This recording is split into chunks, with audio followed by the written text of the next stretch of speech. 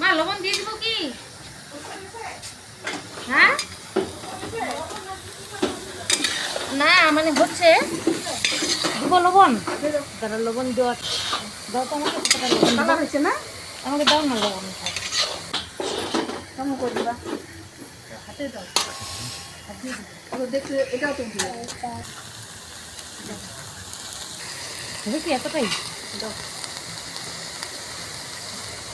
আলুতে লবণ দিছ?